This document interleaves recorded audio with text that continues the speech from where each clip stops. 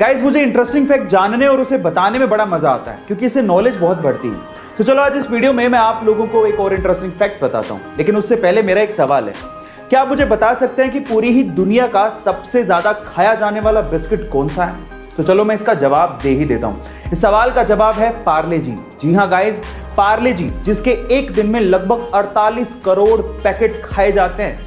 यानी कि जितने देर में आपने ये वीडियो देखा है उतनी ही देर में लगभग 20,000 पैकेट पार्ले जी के खुल चुके होंगे। है ना गाइस अमेजिंग फैक्ट। इंडिया में जब भी किसी के पास पैसे होते हैं या फिर उनकी जेब अलाउ करती है तो वो अपनी पसंदीदा गाड़ी खरीदने के लिए शोरूम पहुंच जाते हैं। वो ये भी नहीं सोचते कि इस गाड़ी को पार्क करने के लिए उनके पास पार्किंग प्लेस है या नहीं, ना ही शोरूम वाले पूछते हैं।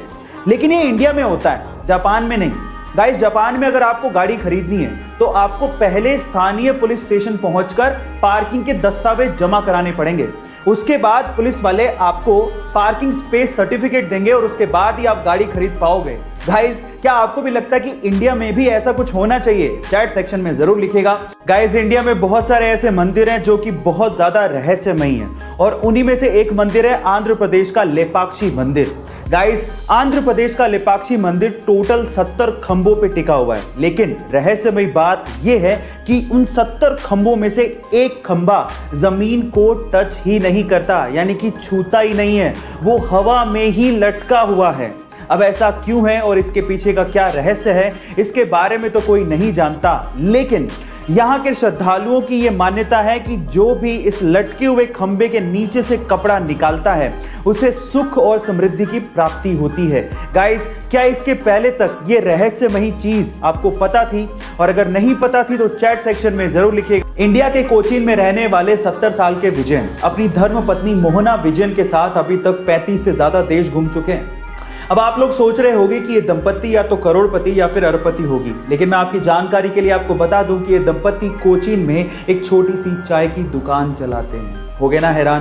गाइस विजयन बचपन से ही विश्व भ्रमण करना चाहते थे, लेकिन पैसों की कमी थी, इसीलिए शादी के जस्ट बाद 1963 से ही ये लोग चाय बेचकर हर दिन 300 रुपए सेव करते हैं और अपने विश्व भ्रमण के सपने को पूरा कर रहे हैं। यहाँ सीखने लायक बात यह है कि अपने सपनों को पूरा करने के लिए पैसे नहीं, पैशन चाहिए। गाइस अक्सर आपने देखा होगा कि बहुत सारे लोग पानी पीने के बाद उस प्लास्टिक की बोतल को या फिर कोल्ड ड्रिंक पीने के बाद उसके कैन को जहां तहां ऐसे ही फेंक देते हैं, जिससे हमारे एनवायरनमेंट को भयंकर नुकसान उठाना पड़ता है। अब इसका सॉल्यूशन क्या है? इसका सॉल्यूशन निकाला है जर्मनी ने।